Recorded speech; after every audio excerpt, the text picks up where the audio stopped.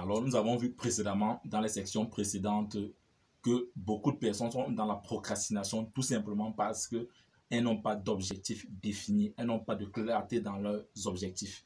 Et c'est pourquoi dans cette session, nous allons voir ensemble comment définir ces objectifs.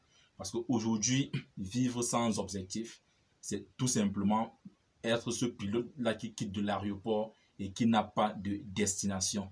Que ce soit un pilote chevronné avec 40, 50 ans d'expérience, s'il n'a pas une destination, il va tourner dans l'air pendant des heures jusqu'à ce que son kérosène finisse. Et c'est la même chose dans notre vie aujourd'hui, mon frère, ma soeur. Si aujourd'hui vous n'avez pas d'objectif dans votre vie, alors vous allez passer votre vie à tourner, à recommencer les mêmes choses, à obtenir les mêmes résultats et passer malheureusement votre vie en boucle à répéter les mêmes choses. Et des fois, à vous plaindre que vous ne comprenez pas pourquoi est-ce que votre vie ne change pas. Et en ce moment-là, comme beaucoup le font, ils doivent commencer à accuser le gouvernement, la famille, sa race, son continent, son pays, ses collaborateurs.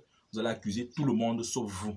Donc, c'est pourquoi aujourd'hui, dans cette session, nous allons voir comment définir nos objectifs. Et pour illustrer cela, je vais partager avec vous cette méthodologie-là des objectifs SMART. C'est une méthodologie qui m'a beaucoup aidé, qui continue à m'aider aujourd'hui et je pense qu'il t'aidera également. Nos objectifs doivent pouvoir respecter ces 3 lettres qui donnent le mot SMART et on parle aujourd'hui d'objectif SMART. SMART, en fait, nous allons le développer. La première lettre qui est la lettre S, vous allez tout simplement dire que notre objectif, votre objectif, si tu veux, doit être spécifique. Donc, quand on dit ici que ton objectif doit être spécifique, ça veut tout simplement dire quoi? Que tu dois pouvoir expliquer cet objectif-là, même à un enfant de 10 ans, et qu'il puisse comprendre sans toutefois avoir besoin d'avoir des facultés intellectuelles avancées pour pouvoir comprendre cet objectif-là. Donc, c'est pourquoi, dans un premier temps, cet objectif doit être spécifique. Donc, si tu veux clair, limpide, fluide, de telle sorte que en 1 minute, tu peux l'expliquer à un auditoire. Donc, premier objectif, première chose, ton objectif doit être spécifique. Deuxièmement, la lettre M, ton objectif doit être mesurable. Parce qu'aujourd'hui, quand on demande à certains, ils disent tout simplement non, je veux être riche. Être riche n'est pas un objectif. Tu dois pouvoir mesurer. Je veux obtenir, par exemple, je ne sais pas moi, 100 millions ou 100 millions d'euros de chiffre d'affaires cette année à la date du 31 décembre 2020. Je veux obtenir tel montant chiffré. Donc, vos objectifs doivent pouvoir être mesurables.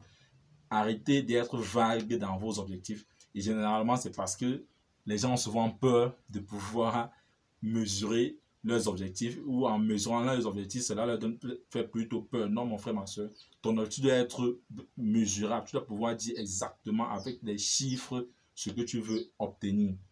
La troisième lettre qui est la lettre A.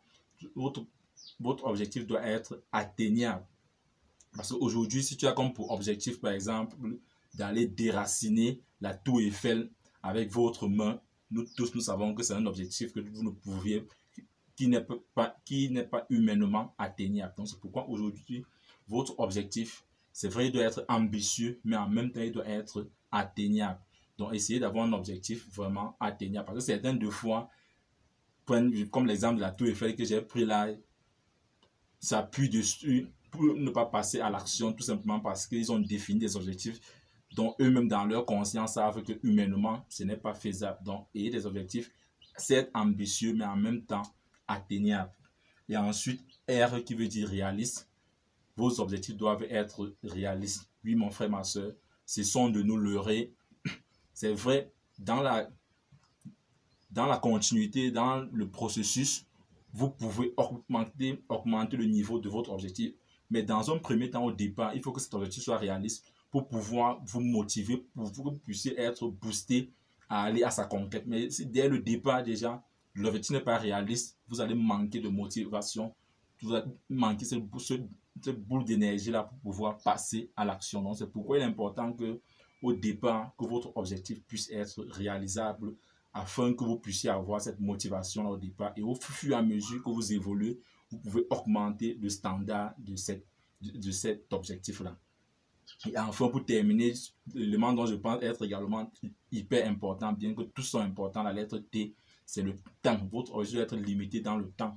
Vous devez définir une date. Nous avons vu tout plus haut. Et je prenais l'exemple pour ma chaîne YouTube où je passais le temps à procrastiner. Et c'est aussi dû au fait que je n'avais pas une date. Donc, votre objectif doit être délimité dans le temps en fixant une date butoir, par exemple, à laquelle vous allez publier, par exemple, votre première vidéo sur YouTube, comme j'ai pris l'exemple de YouTube dans le départ. Vous devez vous fixer une date disant non, le 3, le 4 de ce mois, je publie cet article-là, je publie cette vidéo-là, qu'elle soit parfaite ou non, je la publie. Donc, vous devez avoir une date. Donc, et je pense que si vous respectez ces 5 critères-là, spécifiques, mesurables, atteignables, réalistes et limités dans le temps, je suis convaincu que vous allez finalement définir cet objectif-là et qui sera en même temps en commun accord avec vos valeurs. Donc, mon frère, ma soeur, c'est ces 5 lettres-là que je voulais partager avec vous dans cette session pour pouvoir définir vos objectifs.